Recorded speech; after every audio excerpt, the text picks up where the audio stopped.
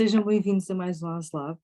O meu nome é Inês Leitão e sou doutoranda e investigadora do ASE, Rede de Investigação em Azulejos, um grupo do ARTIS, Instituto de História da Arte da Faculdade de Letras da Universidade de Lisboa. Hoje estarei a moderar este ASLab, juntamente com a minha colega Rosário Salema de Carvalho, que apresentará a segunda parte do ASLab, uma vez que, depois da apresentação da Marluce Menezes e do debate habitual, teremos dois convidados muito especiais a apresentar o Tile Festival 22, que vai acontecer em junho. Gostaria ainda de agradecer a todos a vossa presença, em nome do meu grupo de investigação e do outro parceiro desta iniciativa, o Museu Nacional do Azulejo. Nesta primeira parte, a convidada é Marluce Menezes, a quem agradecemos por aceitar o desafio de falar sobre o papel do azulejo no âmbito de experiências co-criativas em espaço público, a partir de iniciativas que aconteceram tanto em Portugal como no Brasil. Marluce Menezes é geógrafa, mestre e doutora em antropologia e investigadora do LUNEC.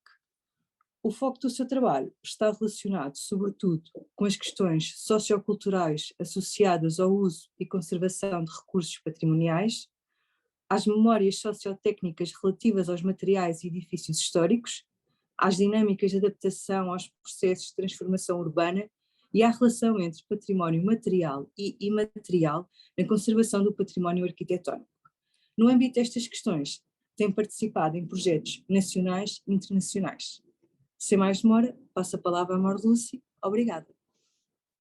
Primeiramente, boa tarde a todos. Gostava, antes de iniciar a minha apresentação, de agradecer o convite que me foi feito pela Rosário Salema para participar desse ASLab, que eu faço com muito gosto. Foi um trabalho que ainda está em curso, mas que tem tido muito gosto e tive até agora muito gosto. E agradecer também ao Dr. Alexandre Paes, que é o diretor do Museu Nacional do Azulejo, por todo o apoio que tem me dado também nesse sentido.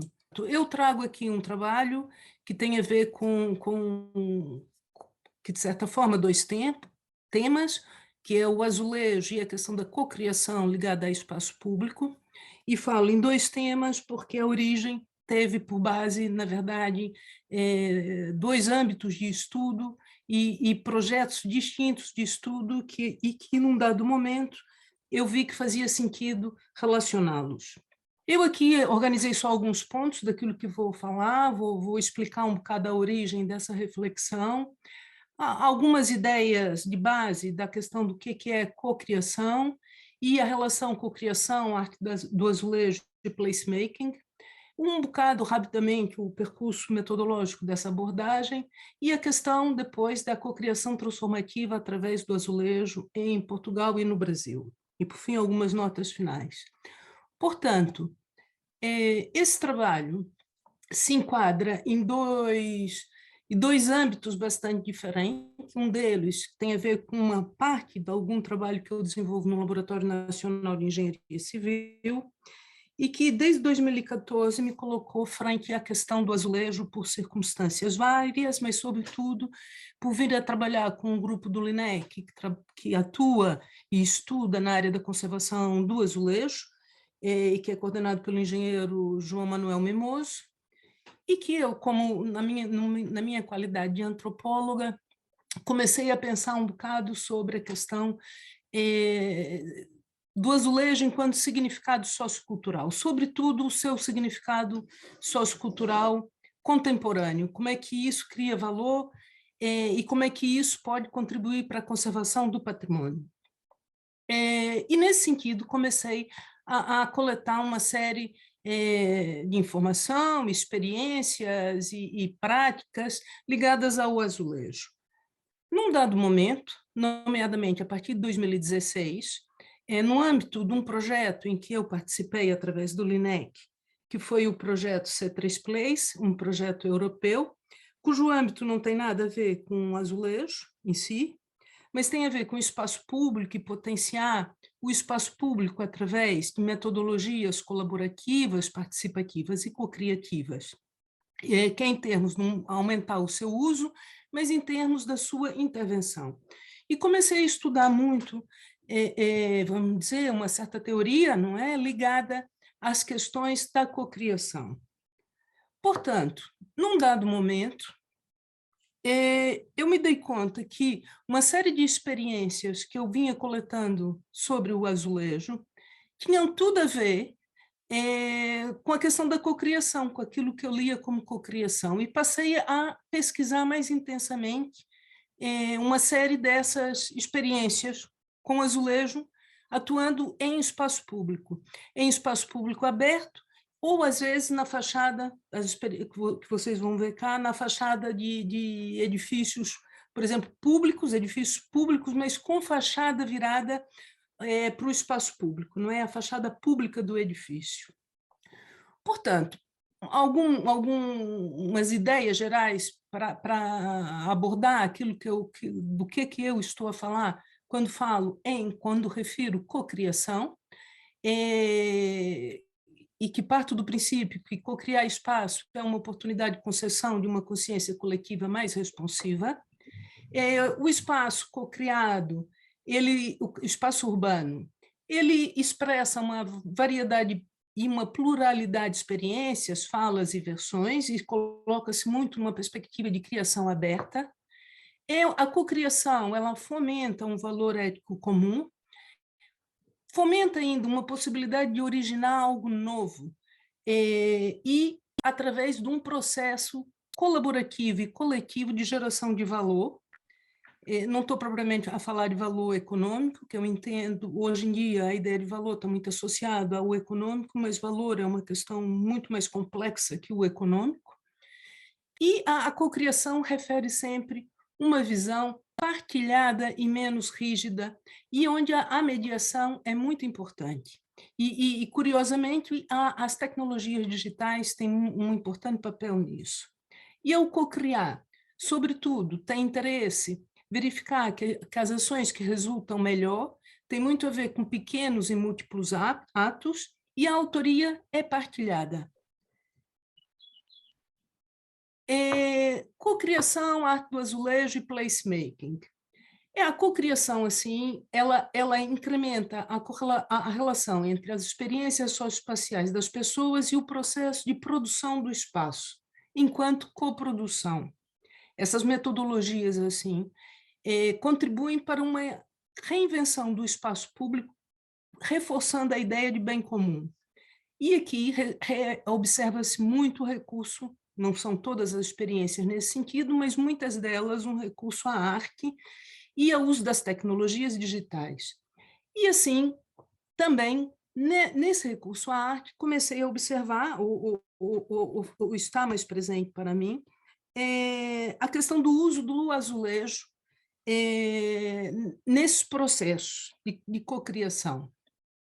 Esse trabalho, assim, ele vai apresentar ele parte de 3 abordagens, que é a cocriação como modus operandi do fazer espaço público aberto, passa de um mapeamento que eu venho fazendo já há algum tempo, de experiências colaborativas e cocriativas de transformação do espaço público, que recorrem ao azulejo, observando-se assim o potencial do azulejo na dinamização e reinvenção de espaços públicos urbanos e o impacto dessas experiências na esfera pública, o que colabora para incrementar uma forte relação entre patrimônio, cidadania, espaço público e esfera pública. Assim, um percurso rapidamente de abordagem. Eu sei que vocês são doutores em azulejo, eu não propriamente sou doutor em azulejo, mas assim, são questões que são muito interessantes de verificar o quanto que isso é potenciado no processo cocriativo. É uma peça cerâmica, normalmente quadrada, uma face vidrada e brilhante, policromática, geralmente utilizada em revestimento da arquitetura, que, como peça avulsa, pode ser criada individualmente ou não, e mediante um objetivo de revestimento de superfície construída, personalizar um contexto através da sua qualificação ou criação de uma narrativa. Vocês vão verificar nas ações todas como isso é muito presente. É um material com potencial para a mobilização das pessoas em prol de um objetivo comum. As experiências aqui selecionadas são muitas e diversas, aqui são apresentados apenas alguns casos, serão apresentados apenas alguns casos. O critério de seleção dessas experiências foi fundamentado, sobretudo, na relação entre contexto ou tipo de iniciativa e processo, considerando que em algum momento houve colaboração partilhada, o que não quer dizer que o processo todo seja criado, ou seja, em dado momento também é importante verificar que há colaboração, não quer dizer que seja em todas as fases do processo, tá? Assim como na fase de estudo que eu estou, não tem condições ainda de avaliar e descrever todos os aspectos metodológicos dessas experiências, e elas são muito diferentes entre si, do ponto de vista da metodologia e da operação das mesmas. Nem resguardar que nem todos os casos referidos vão usar azulejo como peça cerâmica, alguns aludem ao azulejo. As ações aqui realizadas e aqui discutidas, por esse lado, não necessariamente se expressam pela sua durabilidade, nem continuidade no tempo, e os casos exemplificados foram motivos de notícia em diferentes meios de comunicação social e em sites da internet. Alguns dos casos eu conheço pessoalmente, muitos deles não, e o uso da internet também potenciou esse reconhecimento, esse primeiro mapeamento da minha parte. Portanto, vou começar por Portugal, que é porque atuo aqui, trabalho aqui, e a minha aproximação com o azulejo fez-se muito por Portugal, inicialmente, e nesse sentido, também porque as primeiras experiências que eu coletei, que me chamaram a atenção para a questão da cocriação, são em Portugal. E num dado momento, fazendo pesquisas, eu comecei a me deparar com várias experiências no Brasil. Portanto, uma primeira experiência que me chamou muita atenção, né, há várias experiências dessas envolvendo escolas e etc., mas essa, a Festa do Azulejo em Beja, em si o nome me chama muito a atenção, mas em 2014, com apoio de 2015, peço desculpa, com apoio de professores e associações culturais do patrimônio, 2.000 crianças do Conselho de Beja foram convidadas a pintar em papel motivos que são alusivos aos azulejos históricos de Beja. Esses desenhos foram expostos na principal praça da cidade e muitos deles foram pendurados como cortinas, né, na frente dos principais edifícios dessa praça e em algumas ruas. Essa iniciativa acontece, tem vindo a acontecer todos os anos, tem apoio também da ação SOS Azulejo, que também desenvolve várias iniciativas desse tipo. Seguidamente, me chamou muita atenção a ação SOS Azulejo em Ová, quando em 2017, quando foi a celebração do primeiro dia do azulejo, uma das atividades foi a criação de uma rua imaginária, com motivos alusivos aos azulejos. E todo o resultado dessa ação também foi exposto em espaço público. Esse tipo de ação vem acontecendo em vários locais. Mas, entretanto, fazendo a pesquisa, começo a ver também vários edifícios que cada vez mais tendem a se assumir numa perspectiva cocriativa e colaborativa. E aqui já é o azulejo enquanto peça cerâmica. E, assim, com um potencial incrível para a mobilização das pessoas em prol de um objetivo comum. Portanto, em 2015, a envolvência da Estação de São Bento, a partir da intenção da REFE e da Câmara Municipal do Porto, de reabilitar toda uma rua que estava muito abandonada, com edifícios no sentido degradados, mas também com problema de segurança, estava muito escura, e contactaram com o coletivo do Porto, o coletivo artístico Locomotiva, que nesse sentido desenvolveu um projeto que se chama Quem és Porto. O coletivo é coordenado pelo artista Miguel Januário.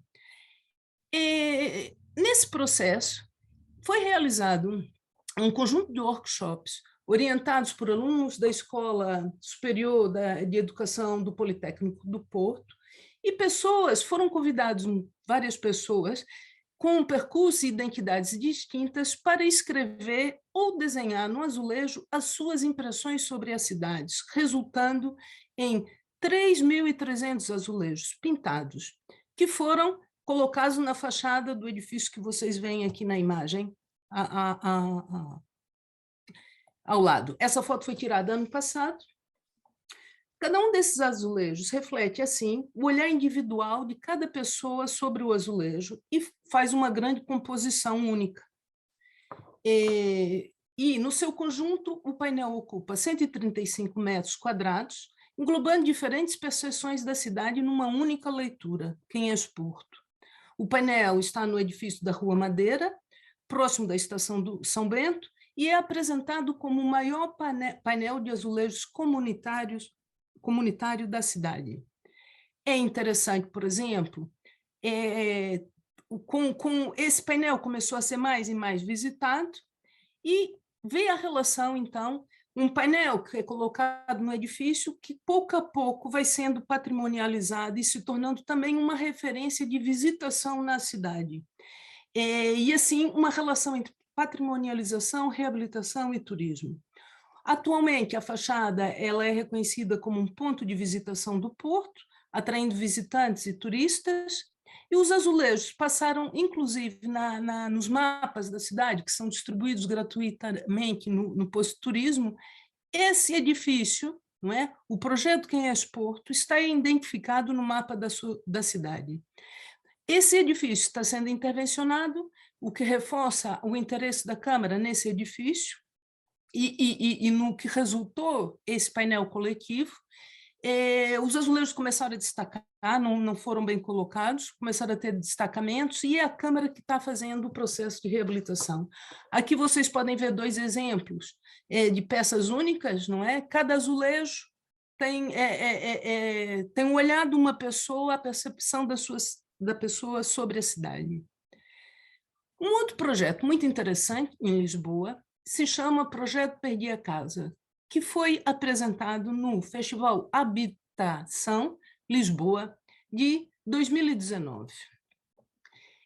Esse festival ele tinha por objetivo, e que partiu de várias associações que se organizaram para realizar o festival.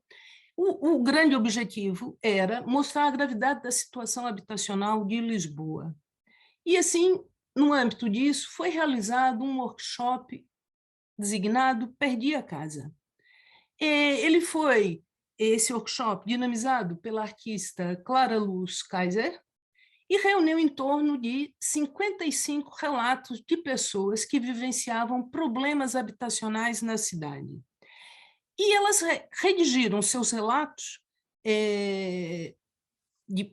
ligada aos problemas que tiveram ou têm com a questão da habitação, e esses relatos foram reproduzidos em azulejo, que no jornal vinha referido essa notícia e dizia um símbolo cultural português. Os azulejos, entretanto, foram cozidos e expostos em áreas públicas do bairro dos Anjos. O impacto dessa iniciativa colaborou para que o projeto continuasse a receber relatos via e-mail e Instagram na conta Perdi a Casa. Vocês podem olhar, é muito interessante. Do Instagram, onde é referido memória coletiva e urbana digital de despejo e não renovação de contrato em Lisboa através da escrita em azulejos no bairro de Anjos. Vocês podem ver aqui um único azulejo, né? onde diz: o senhorio era uma herança indivisa. Com as partilhas, um filho quis ficar com o prédio, etc. E eram vários azulejos expostos em vários painéis, diferentes painéis, no bairro dos Anjos. Um outro projeto, que tem um conjunto de outros projetos com muito potencial para envolver a comunidade, tem a ver com uma série de experiências que têm sido levadas a cabo junto de escolas e junto da comunidade escolar. Um deles é uma vossa artista já muito conhecida, vocês já falaram muito sobre ela, que é da Françoise Chan, mas um projeto que em Lisboa, mas esse projeto ele alastra-se para quer para outras cidades, quer para outros países, tem a ver com escrever a Europa nos muros das cidades. Portanto, e essa inscrição da Europa tem a ver com a criação de painéis em azulejo que ilustram os artigos da Carta dos Direitos Fundamentais da União Europeia. E assim, a artista tem vindo a dinamizar, e no caso em Portugal começou em 2003, ateliês de cerâmica com professores e alunos. Desde 2003 já envolveu várias escolas em Portugal e, num dos casos, a população de uma vila. E observa-se painéis em Alcabidez, Cascais, no Porto, em Serpa, Guimarães, Belém, Lisboa, Tomar, Tondela, Vila Franca de Xira, Felgueiras, Oeiras, Loures, etc. A imagem que está aqui do lado representa um desses painéis numa escola em Serpa.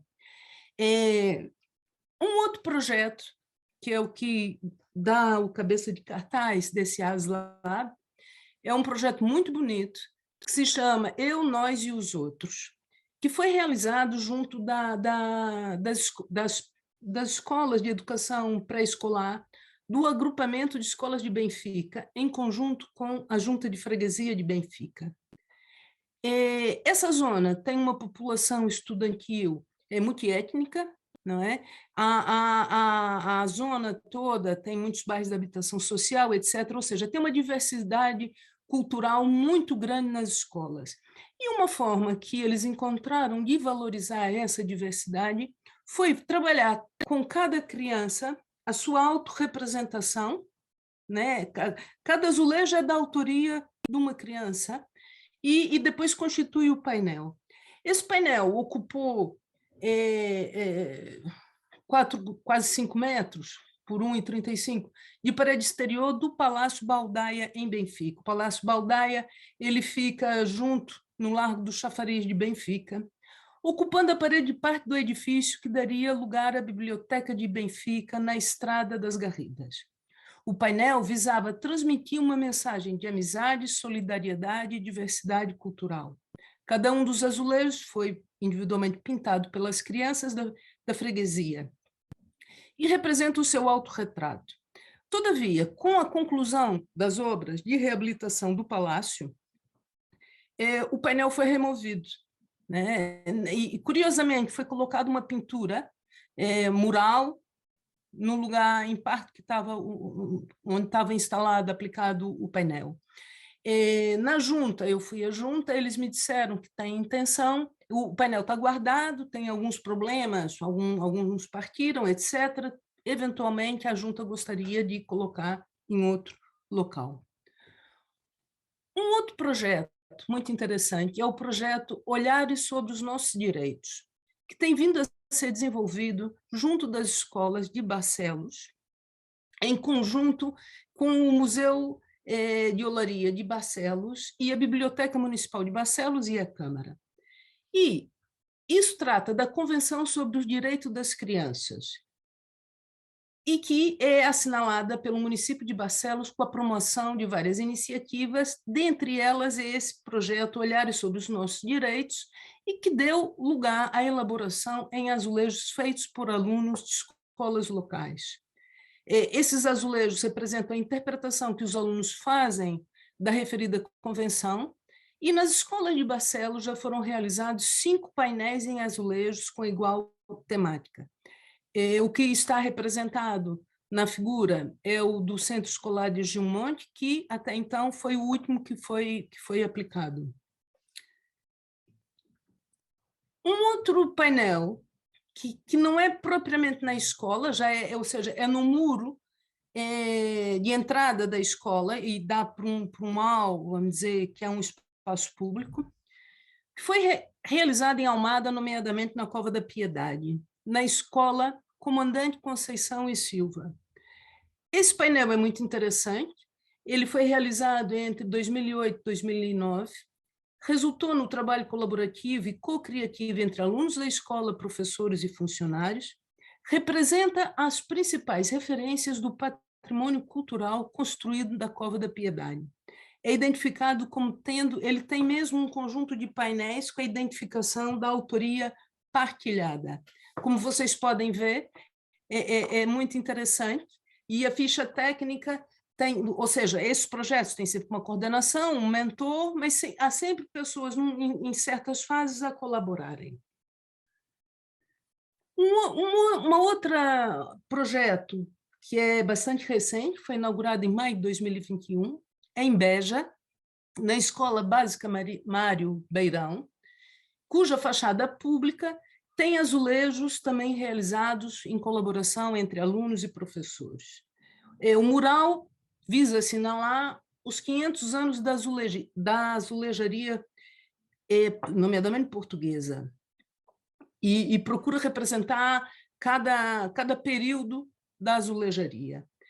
E é muito interessante porque o que dá a base para desenvolverem esses azulejos tem a ver com problemáticas associadas a jovens e adolescentes com problema de insucesso escolar, e isso foi uma forma de os integrar em dinâmicas na área das artes e ofícios, e o resultado aparece e é uma obra também coletiva. Uma outra experiência, que também é bastante recente, tem a ver com o mural do 25 de abril em Peniche, e que um conjunto e que para comemorar o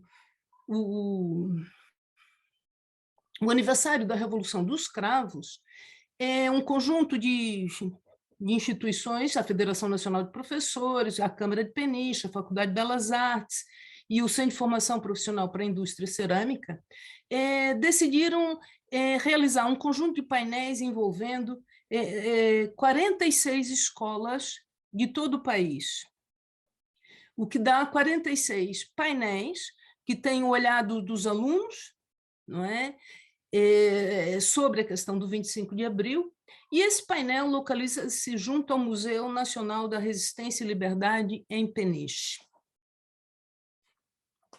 Aqui vocês podem ter uma ideia do painel na sua extensão e alguns painéis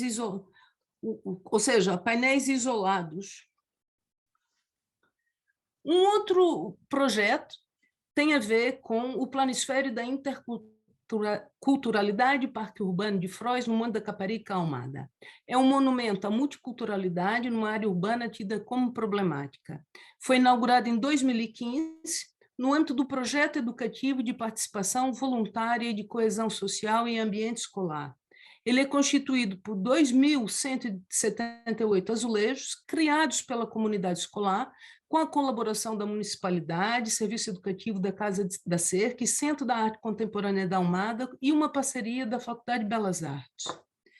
E ainda tem apoio, para além da comunidade escolar, de um conjunto de voluntários. Ele faz um planisfério, mas cada azulejo tem uma representação, um olhar próprio. Funciona como uma lógica quase que de pixel, não é? Conforme a pessoa se aproxima, vê o azulejo mais individualizado, conforme se distancia, vê o planisfério. E é muito interessante porque, e isso irei discutir mais para o final, mas pode se chamando a atenção, como que não só o azulejo, esse painel cria, isso não foi pensado como uma arte pública, mas acaba já ser considerado, mas como ele demarca e constrói patrimônio, não é? Potencia um patrimônio futuro também, mas, entretanto, com narrativas muito interessantes, porque é associada a uma questão local que tem a ver com a memória, tem a ver com os processos de colonização e descolonização, tem a ver com a integração multiétnica, e vocês podem ver aqui alguns exemplos, não é, de azulejos isolados, como, por exemplo, uma escova de dente. Um outro projeto que é muito bonito, muito interessante, vem sendo realizado em Celorico de Bastos, que tem a ver com o painel coletivo de azulejos Camélias de Celorico de Bastos. Esse painel tem sido dinamizado pelo professor e escultor Vitor Rezende. Ele envolve esse projeto envolveu vários alunos da escola. Esse projeto é particularmente interessante porque ele envolve não só a pintura, né, do azulejo, mas ele envolve mesmo a produção do azulejo, ou seja, ele tem a arte cerâmica, na verdade, também incluída no processo. Curiosamente, esse projeto ele continua. Eles estão agora a fazer um projeto internacional de azulejos, onde tem 2 âmbitos, eles recebem alunos Erasmus e fazem atividades de cerâmica, mas também vêm recebendo azulejos de toda parte do mundo. Esse aqui, assim, tipo mosaico, veio do Brasil. Esse, se eu não estou em erro, veio do Porto, ou seja, de Portugal e de toda a parte do mundo, para montar um painel internacional das camélias em Celorico, da Beira. Basto, desculpa. É muito interessante, é um projeto lindíssimo. Vamos agora um pouquinho para o Brasil. Fazendo essa pesquisa, eu comecei a me dar conta, quase sempre são escadarias, pelo menos o que eu até agora detectei, não quer dizer que tenha detectado tudo, porque isso também é muito difícil.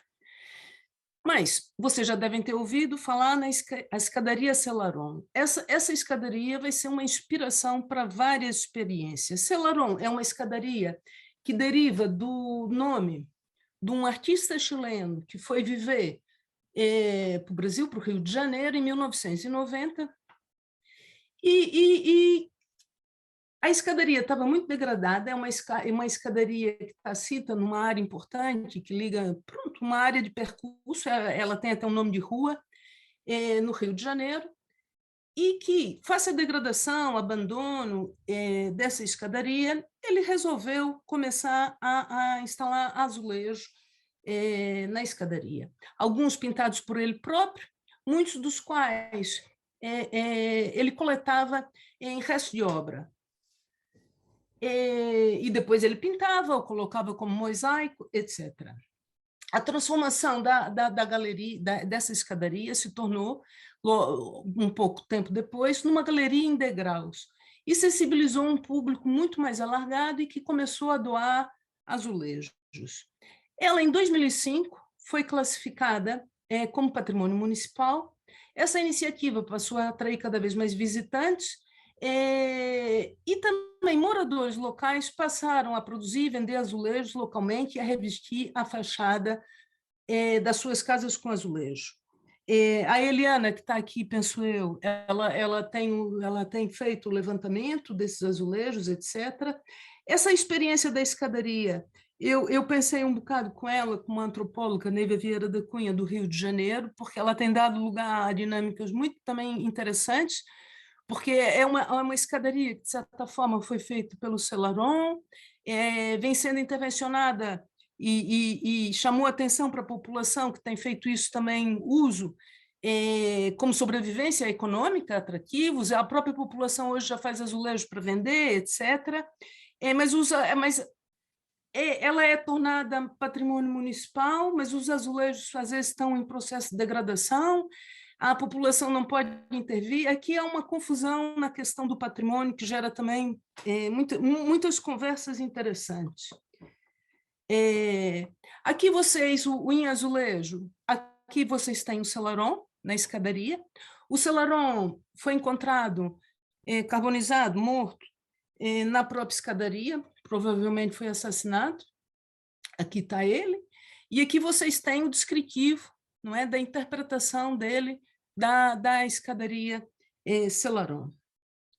Um outro projeto que é interessantíssimo e que também vai trabalhar o azulejo desde a parte, vamos dizer, da narrativa, do vidrado, da pintura, mas da parte cerâmica, porque ele faz azulejo, que é o Elcio Torres, que é um artista cerâmico, e que vai ser um mentor, um dos principais mentores do projeto Azul, em São Paulo, na Zona Leste. Um primeiro trabalho, eu não vou poder explicar tudo, alguns desses artistas eu tenho comunicado com eles via e-mail, via conversas, e tem sido muito interessante. Ele vai instalar na Vila Santa, Inês, essa intervenção é a escadaria Mocidade Alegre, e ele vai instalar nessa zona esse ateliê de cerâmica, e começa a trabalhar com crianças e pessoas, a fazer com barro, a fazer cerâmica, vários níveis, e resolve intervir na escadaria. Esse trabalho, então, tem por base os conhecimentos cerâmicos e artísticos do Elcio Torres, com o intuito que a vizinhança usasse o azulejo como um meio de repensar o espaço público. Ele, assim, vai considerar que a arte aliada à participação social pode aprofundar relações entre comunidade e espaço público. Os azulejos produzidos por quem aprendeu a técnica na oficina criada pelo azulejo e o próprio assentamento envolveu a vizinhança. Seguidamente, essa oficina foi inscrita num programa chamado VAI, Valorização de Iniciativas Culturais, o que facilitou o incremento de iniciativas similares a outras escadarias e muros de outros espaços públicos nos bairros da Zona Leste de São Paulo. Aqui ainda são duas outras fotos da escadaria Mocidade Alegre. Essas intervenções, ou seja, são feitas nas escadarias, pontualmente são feitas também, às vezes, com azulejo nos muros adjacentes, mas às vezes também envolve pintura, envolve grafite, essas dinâmicas envolvem outras artes.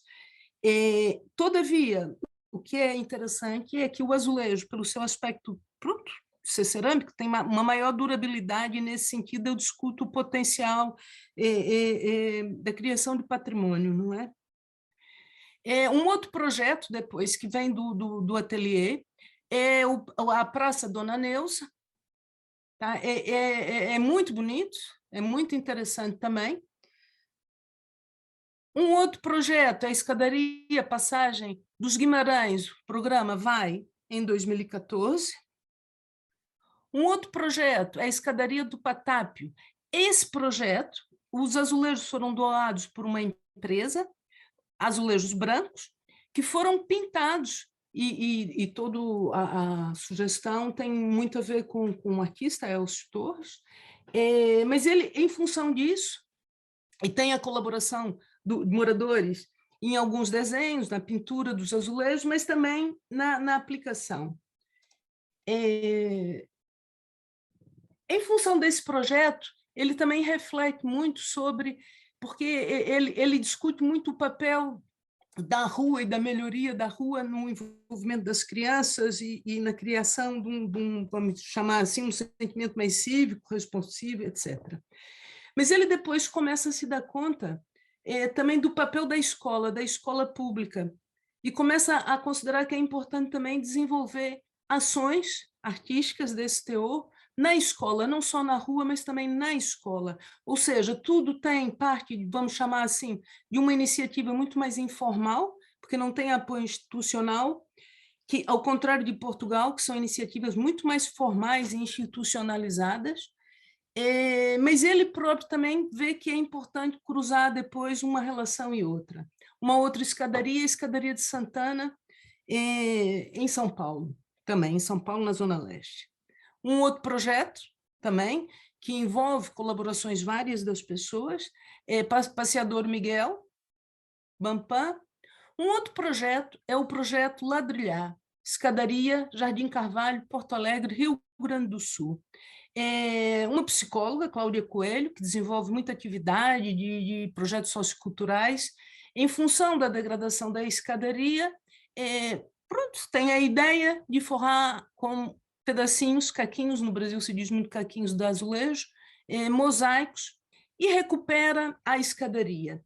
Nessa recuperação envolveu em torno de 10 mulheres entre 40 e 70 anos de idade, moradores do bairro, participaram em oficinas de criação dos mosaicos, que resultavam de azulejos partidos.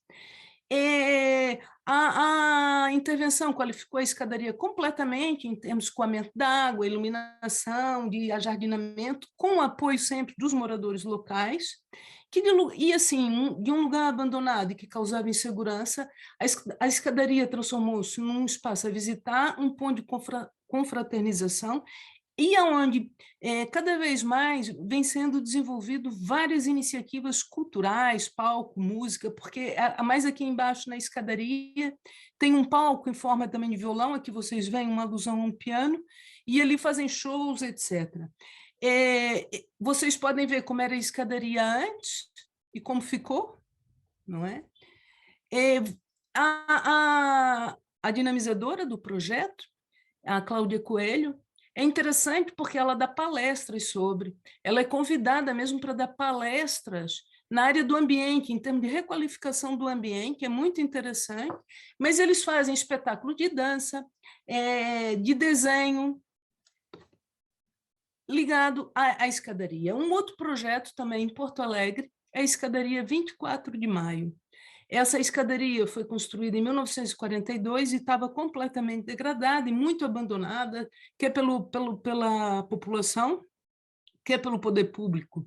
Em 2011, a artista Clarissa Mota, inspirada pela escadaria Celaron, decide então reconverter a situação com mosaicos de azulejos. Ela vai utilizar 3.300 peças que apresentam desenhos, frases de moradores da região, além de poesias de autores famosos como Carlos Drummond de Andrade, Rita Lee, Paulo Leminski e Erasmo Carlos.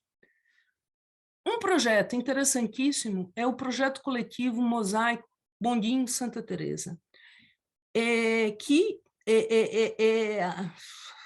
vem da ideia, né, do mentor, da artista André Aires Imbiriba. Com os 120 anos do aniversário do Bondinho de Santa Teresa, a Andréia Imbiriba, ela mobilizou vários artistas para, em 2016, iniciar o projeto de criação de mosaicos A4 que ilustrassem o bondinho. Ela sem patrocínio, tá? Ela, através das redes sociais e amigos e conhecidos, ela conseguiu mobilizar pessoas amigas, pessoas em gerais, artistas, e para fazer, e muitos artistas são brasileiros de várias partes do Brasil, mas são também de várias partes do mundo, muitos latino-americanos, que enviaram os seus mosaicos. Alguns enviaram já montado, outros enviaram as pecinhas para serem montadas por ela e com outros, com ajuda também e outros artistas. 26 artistas colaboraram na aplicação no muro. No muro, que fica na zona do Bondinho de Santa Teresa, um muro privado, que ela falou com os proprietários, que autorizaram a colocação e depois vieram também participar na ação. O painel tem cerca de 20 metros de comprimento.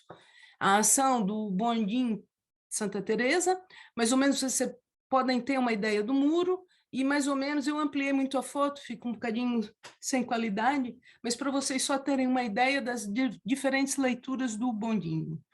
Um outro recente projeto é no Grajaú, no Rio de Janeiro, também no Rio de Janeiro, no bairro da Tijuca, onde os voluntários que se designam revitalizadores, que são liderados por um pastor, queriam transformar essa escadaria, que era mesmo um lixão a céu aberto, e fizeram pressão junto da subprefeitura da Grande Tijuca, de forma a sensibilizá-la para atuar. A prefeitura contactou com um arquiteto, Rafael Vasconcelos, para a revitalização dessa escadaria. E assim, esse arquiteto disse que a ideia era criar algo com durabilidade que pudesse ser cuidado e lembrado pelos moradores. Alguns moradores ajudaram na colocação dos mosaicos voluntariamente. Essa iniciativa foi assim lançada como uma possibilidade de tirar as intervenções urbanísticas arquitetônicas de dentro das nossas casas e mostrar para a sociedade que é possível fazer a diferença dedicando um pouco do nosso tempo livre em tempo útil, fortalecendo a ideia de que cada um pode fazer a sua parte para mudar uma realidade indesejada. Para os últimos pontos, foi interessante relacionar essas duas temáticas de pesquisa, espaço público, cocriação e azulejo, a partir dessas experiências que foram aqui relatadas, o recurso às metodologias colaborativas e cocriativas na prossecução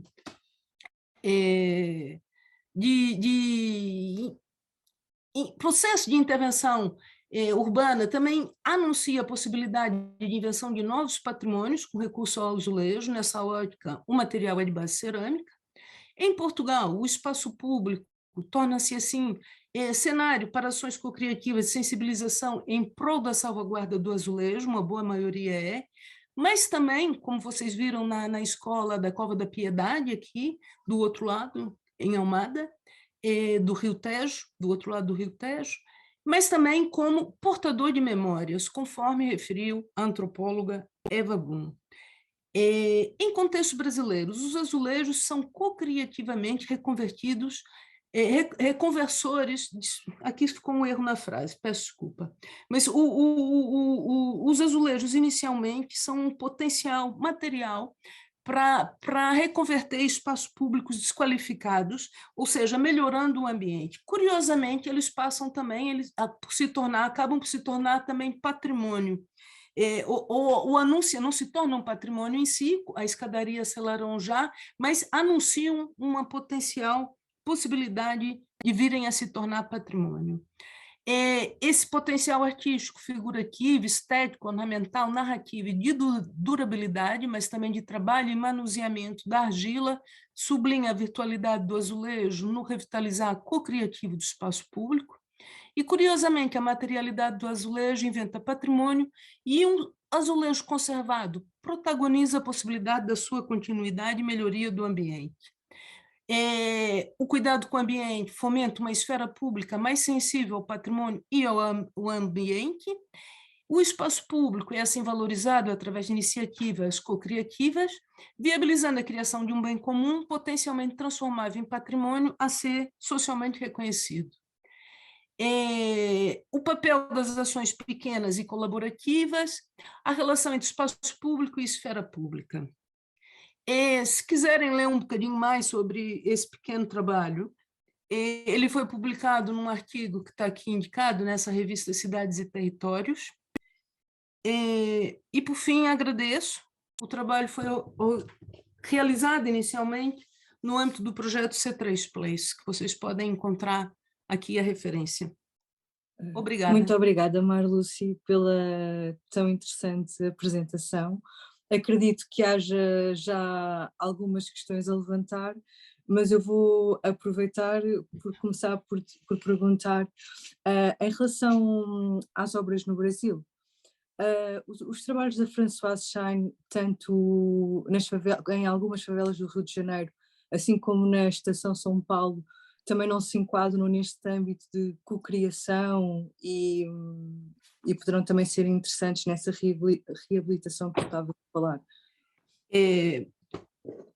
Pronto, uma primeira questão é o seguinte: eu não estou acompanhando propriamente artistas, está bem? Estou acompanhando contextos. O trabalho dela, do que eu reconheço, no Brasil, muito em favela não há.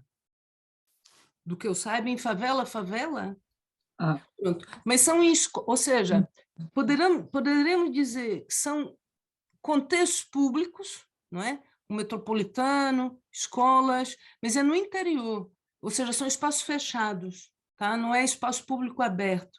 O que me interessa aqui, o trabalho que eu fiz, não é? Foi muito o processo de espaço público aberto, tá? Desculpa, Marluce, mas em relação às favelas é mesmo no espaço público, ou seja, foi logo um trabalho... Posso me conhecer então também, não é? Eu depois posso mandar, se... Eu agradeço. Porque foi mesmo, ela trabalhou mesmo com as comunidades da favela e muitos deles até foi mesmo para fazer fachadas das casas das pessoas por aí, por isso eu achei que seria interessante, pronto, neste âmbito da tua investigação poderia ser, já percebi que os espaços fechados não têm interesse, mas realmente na favela o espaço é público, é fachada, só que lá está, com toda a temática, à semelhança com aquilo que tu mostraste de Portugal, com a temática sempre dos direitos humanos, mas muito, lá está, trabalhado com as próprias comunidades e fazendo as casas, etc. É assim, eu tenho acompanhado, pronto, eu não estudo artistas, como já falei, não é? Eu não sou mesmo da história da arte, tá bem? Não sou, não tenho essa pretensão. Aqui há dois aspectos. Em favelas eu não conheço o trabalho dela. O que eu conheço não é? São espaços fechados. E eu não diria que os espaços fechados não tenham interesse, tá bem, Inês? Eu acho que tem todo interesse também para a cocriação. Não ponho isso de maneira alguma em causa. Eu é que fiquei muito. Pronto, todo esse processo de reunir duas experiências, não é? Vem de um projeto que tem a ver com espaço público urbano e espaço público urbano aberto. Tá? Uhum. E nesse sentido, eu comecei a fazer um levantamento, um mapeamento e a refletir em função disso, tá bem? Porque, pronto, esse projeto C3 Place, ele também tinha outra... Tem vários outros intuitos, tá? E passou muito dessa dinâmica, né? Pronto. E é um processo em curso, é um estudo em curso. Claro, claro, claro, claro. E muito interessante. Quanto mais melhor, quanto mais melhor. É Eu por isso cada que vez... é que eu estava a ouvir agora essa parte do Brasil e realmente eu estava mesmo expectante, vai, em parte, e pensei, mesmo que era, ou seja, se haveria algum motivo, e não havendo, realmente acho que era um projeto que eu percebo que não estudo os artistas especificamente, mas como há esta questão de trabalhar com a comunidade, ou seja, de haver ali uma interseção entre os direitos humanos, como a própria Françoise Chaine defende, que quer levar a parte dos direitos humanos, mas que as pessoas também façam essa reflexão, ou seja, no dia a dia, onde é que eles conseguem ser aplicados. Eu achei que se calhar estas questões, no género da investigação que tu fazes, poderiam ter pertinência, e daí a questão. É. Agora, eu também penso outra coisa, eu acho também que se tem que dar um bocadinho a voz a artistas, não é? Que não têm a fama que ela tem, não é? Claro, Que claro. aqui, o professor de Celorico de Bastos, ele faz um trabalho que é fenomenal, tá? É fenomenal, do ponto de vista artístico, do ponto de vista pedagógico, didático, da divulgação. O artista Elcio Torres também, vocês não conheciam, pois não? E a Françoise Chan, eu penso que ela está na hegemonia da arte, não é? E a hegemonia da arte, ela ganha também trabalhando em espaços informais, tá? Em espaços, porque essa conquista, não é? Uhum. Abrilhanta eles. E os locais, não quero tirar de modo algum a importância dela, que o trabalho dela é muito importante e essa reflexão eu estou fazendo agora, tá bem? Não tem a ver com a sugestão da Inês. Claro, claro. Mas eu acho também que é interessante pensar essa perspectiva, sabe? Que são pessoas, são escolas, são professores, sabe? Os professores de Beja, né? Uhum. É, por um lado, queriam valorizar o azulejo. Por outro lado, queriam ter um trabalho que envolvessem jovens adolescentes, não é? E fizeram aquele painel imenso na escola, né? Uma fachada pública da escola. E são pessoas, de certa forma, anônimas, né? E Claro, eu claro, acho que esse aspecto ajuda mais, porque o projeto da Françoise, assim, isso é uma reflexão que eu estou a fazer agora. claro, claro. É belíssimo e eu gosto, e volto a dizer, e quero que a Inês me envie, mas eu penso que também ganha de uma certa... O nome dela vem sempre na frente, né? O nome dela está sempre na frente, ainda continua sendo uma coisa da autor. É muito presente a autoria, tá? Sim, sim, sim, Eu sim. acho que são reflexões interessantes para ter dentro de processos cocriativos. Quanto mais se perder o poder da autoria e disseminá-lo, o que não quer dizer que não tenham coordenadores, o que não quer dizer que não hajam idealistas, né, idealizadores de projetos, né, projetos inclusive artísticos. Mas o quanto mais isso se disseminar, isso acontece, por exemplo, a artista não sei das quantas, pensou a escadaria tal. Continua também, ainda está muito focado na artista, né? Naquela pessoa. E como é a cidade aberta, a ideia é esse processo ser cada vez mais partilhado. Uhum. E assim se torna nosso, não é? Claro. Penso eu que é importante pensar sobre isso. Sim, sim, sim, são questões que este género de projetos levantam, porque cada vez mais há artistas já está a trabalhar com comunidades, mas depois também há este género de projetos que são coordenados por professores, ou seja, é muito mais, é no âmbito pedagógico e que pode-se abrir. Entretanto, e para não estar a monopolizar aqui o debate, passo a palavra à Eliana.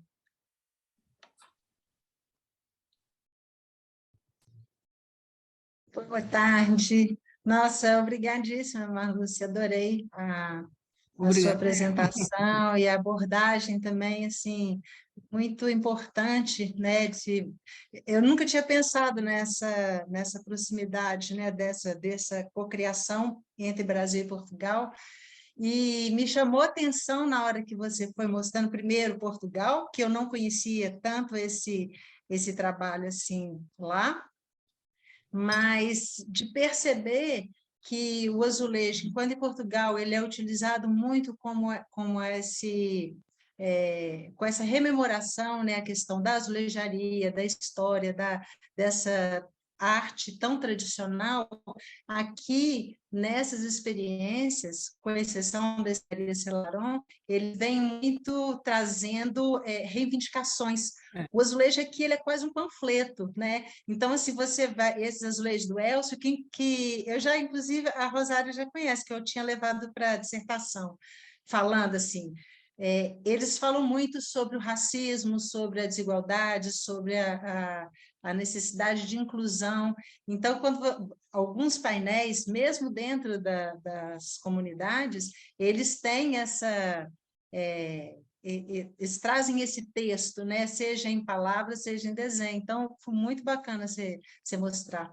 E esse caso da Inês, eu até estava aqui procurando, porque eu não sei se é dela, mas tem uma iniciativa que eu soube dessa iniciativa, inclusive antes de conhecer o Elcio, que foi na Favela da Maré, que é no Rio. Que a Favela da Maré, acho que é a maior favela do Rio de Janeiro, quiçá do Brasil, não sei. Mas é justamente isso, as casas, né, tá muito degradadas, então eles encontraram no azulejo uma forma de requalificar, né, de levar uma apresentação a essas casas, só que ao invés de colocar azulejos industriais ou lisos, eles passaram a ser os panfletos da comunidade. Então, com todos esses textos e desenhos e tal, que abordam mesmo as dificuldades que eles enfrentam no dia a dia. Mas foi muito legal você ter levado para o ASE esse tema e estar desenvolvendo. Parabéns. Obrigada. Eu queria só que fazer um comentário, assim, eu não explorei aqui todas as questões subjacentes, não é? Mas essa questão das narrativas da inclusão ou da denúncia, elas se passam também em Portugal, né? A questão do direito à habitação é evidente, do direito da inclusão étnica é evidenciada aqui também. A forma como é manifestada é que muitas vezes diferentes. Há iniciativas que são artísticas e mais pontuais, nesse sentido poderemos chamar informais, tá? O Festival da Habitação, as outras são enquadradas por escola, etc., mas tem muito a ver com narrativa. Pronto, as escolas, a narrativa não é da Carta do Direito das Crianças, por exemplo, ou a Carta do Direito da Europa, a questão da inclusão social, a questão de bairros periféricos, não é? Que criam arte pública coletiva, e eles passam a valorizar esses ambientes. Eu acho que isso está inscrito num e no outro. Tá? O que é interessante aqui é que, ao ser azulejo, né, e tem uma certa durabilidade, quer enquanto material, mas quer enquanto continuidade do tempo, ele cria o que a Eva Blum, que está aqui, uma vez eu caminhando, quando fomos visitar a Cova da Piedade, por exemplo, ela chamou a atenção que na zona da Almada havia muito isso, o azulejo funcionava como portador de memória. Tá? E esse portador de memória, temos que associar que essa memória não é só do patrimônio físico, não é? Porque, por exemplo, os imigrantes em Portugal, eles são pessoas, têm muita memória, mas eles não têm propriamente um patrimônio, uma escultura, um patrimônio físico, material. E quando se cria, todo o processo é criado por eles, mesmo que não tenha a ver com a história deles em si, mas pode vir a ter, ele materializa um patrimônio, não é? Tá? E dentro, como é co-criativo, dentro de um processo também que naquele momento, ele é integrador e, mais que tudo, ele é inclusivo. Ele é inclusivo porque a ideia de todos, o trabalho de todos, não é? Foi colocado num painel. Né? Naquele painel tem a inclusão de vários momentos, várias ideias, e todos são incluídos, tá? Isso aí, embora seja diferente Portugal e o Brasil, né, a maneira como esses fenômenos se manifestem, ele se manifesta cá e lá. E aí? Mas isso, em todo caso, eu reflito um pouquinho mais no texto. A Eva quer falar? Eva, força. Está bem, sim. Olá a todos. Olá. É mesmo esta diferença entre Portugal e Brasil que gostaria de reforçar uma observação da Malucci. A Malucci disse que os projetos em Portugal, em grande parte, são mais formais do que no Brasil. Quer dizer, elas têm protagonistas, escolas, juntas de freguesias, tudo numa escala local, mas não são tão de iniciativa de moradores de um bairro, não sei o quê, senão esta atividade de direito à habitação. Esta parece-me mais em direito de uma associação. Eu não tenho resposta para isso, mas eu acho que pode valer a pena refletir no futuro, porque é difícil imaginar no Portugal iniciativas como estas no Brasil, não é? De livre iniciativa de um bairro, dos moradores, etc. E isto faz que estas atividades e projetos têm características bastante diferentes. Quando se são feitos com escolas, tem sempre lá professores ou artistas trabalhar com as crianças, não é? Há sempre uma pequena hierarquia em tudo isto, como no ensino em geral, não? E os projetos são giros na mesma, não? Mas são diferentes, têm características diferentes e acho que vale a pena também pensar um pouco mais sobre isto. E, Malucci, gostei muito da tua intervenção agora. Ela não está a ouvir. Gostei mesmo muito. Eu não tenho respostas para todos, né? Mas é assim, aqui eu penso que uma questão aqui não há um lugar melhor nem um lugar menos bom. São em termos da arte, né? Em termos da arte, como ela foi aplicada. Agora, o que eu sinto em Portugal, sendo mais formal, é no sentido de estar muito mais institucionalizado, e com certeza no Brasil não. Todavia, o Brasil é um país do chamado sul-sul global, não é? E uma problemática que há é uma regulação do próprio espaço público urbano, não há como é aqui, não é? O controle é muito maior, para o bem e para o mal, mas para o Brasil também, eu penso que aqui são muitas vezes as áreas, são áreas de ocupações, são áreas degradadas, são áreas mesmo abandonadas, há uma desinstitucionalização das instituições, ou seja, há uma série de coletivos que têm que se organizar para conseguir prover aquilo que era suposto ser provido por uma instituição, não é? E isso é um bocado a base, embora Portugal faça parte do Sul, mas é o Sul da Europa e o Brasil é o Sul do Sul, não é? Do Sul global, e é muito diferente, não sei se alguém conhece o Brasil, mas é muito diferente a realidade brasileira da realidade portuguesa, aonde a realidade brasileira é muito diferente, não é por causa dessa informalização, não é por causa dos seus extremos, tá? Que em Portugal não é tanto assim, no Brasil os extremos são muito grandes, tá? E o extremo desses bairros, comparado com aqueles que são totalmente planejados, formalizados, é muito grande. Mas, em todo caso, Eva, não sei se eu estou respondendo, e aqui iria para uma discussão um bocadinho fora do azulejo, mas, assim, tem havido na Europa também muitos movimentos coletivos já, das comunidades tão cansadas. Sim, mas eu, e que vão criando coisas, não é? E eu admito... Se me permite dizer uma coisa, que mesmo o que tu explicaste agora, não, mostra como o azulejo, a gente sabe isto, não funciona sem contexto.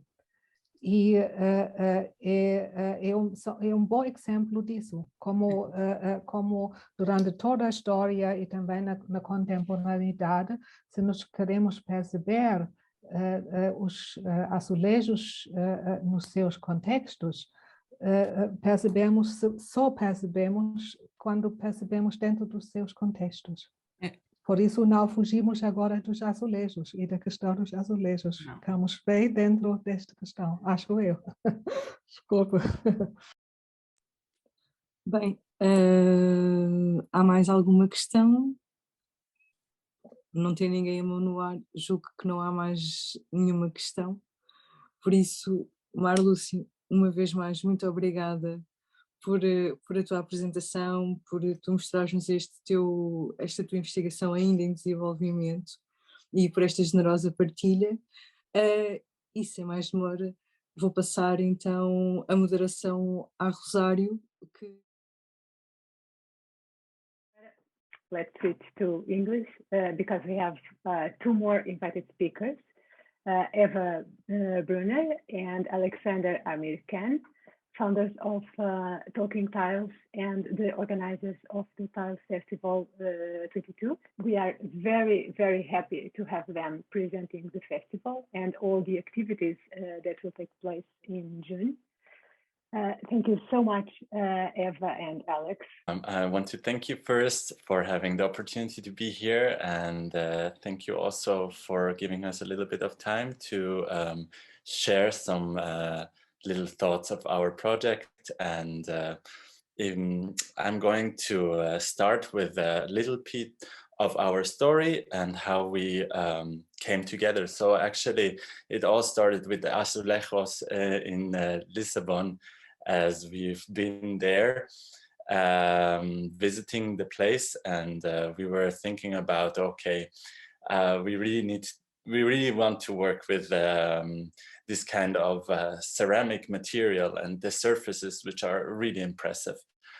And from that point on, we're starting to have kind of a discussion how we can actually try to figure out to make an archive of the patterns which we came across during our travels in Portugal, but also in other parts of the world. So we are interested in the cultural studies of the tile, as they have a world heritage. The tile is everywhere. You can find this kind of ceramics, not only just in Portugal, but also everywhere you go in all the kinds of countries. And what especially interests us is how they come together during various cultures by craft, by the patterns, by the techniques they use. We started to animate them, which we thought was a really great kind of way to make it joyful, to make it playful. And we think that like actually learning is the best when you have fun. So it is started out of this kind of digital platform, which we started on social media, and we grew and we tried other applications. We figured out that we also want to like archive them as a design, or then maybe manipulate them, or getting into new ways or ideas to do something, you know, like contemporary, but also work with material which is already there, which is which I want to come to a place where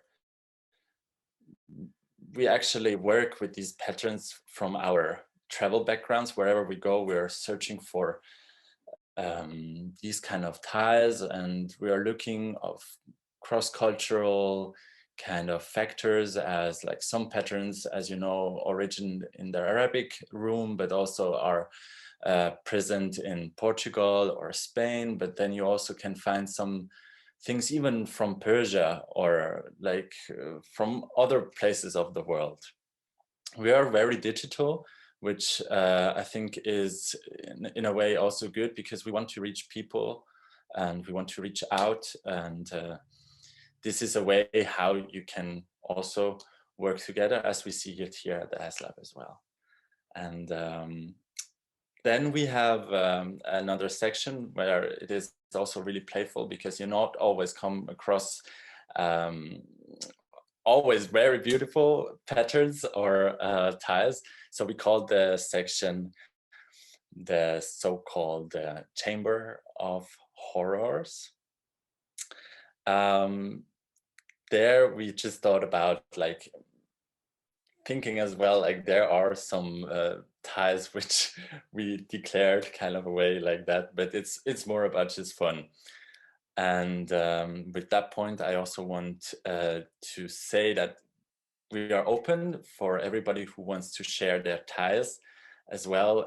You're always welcome to send us your Chamber of Horrors or your favorite tile, and we are happy to share your idea. So I'm giving over to Eva. Thank you very much. As well, from my point, thank you very much for inviting us and to have this short little space to present our work and the festival we're organizing. Like Alex already explained, we are right now on a digital platform which works on social media with the idea to connect people who are interested in tiles around the world.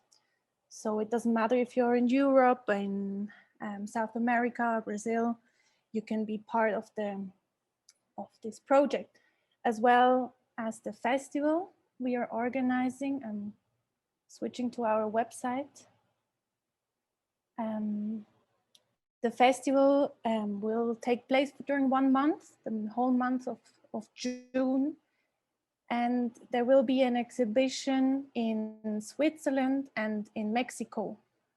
As well, at the same time, we will present all the talks and workshops and presentations online. So, like we said, everywhere you can be part of the project and listen to the talks and presentations. On our website, you can see all the guests that are being part of the festival, and we have different types of guests. So we have producers of tiles from different parts of the world, from Switzerland, from Mexico, and we invite people who are having projects with tiles that are not actually producing tiles, but organize projects like the AZ Infinitum or Preencher Vazios as well from Portugal, and artists. We have invited artists as well from different parts of the world, from Singapore, Mexico, so they can share their work. And the idea is to connect those people and the different contexts they are. The tiles are, yes, like we saw right now in this seminar, in the presentation from Lucy, that the context of the tile is very important. It changes a lot where the tiles are, and they transport that information through art or through the technique, the historical context. And that's the goal of our festival. That's why we are inviting different people from different contexts, from different places of the world. On our website, you can find the program.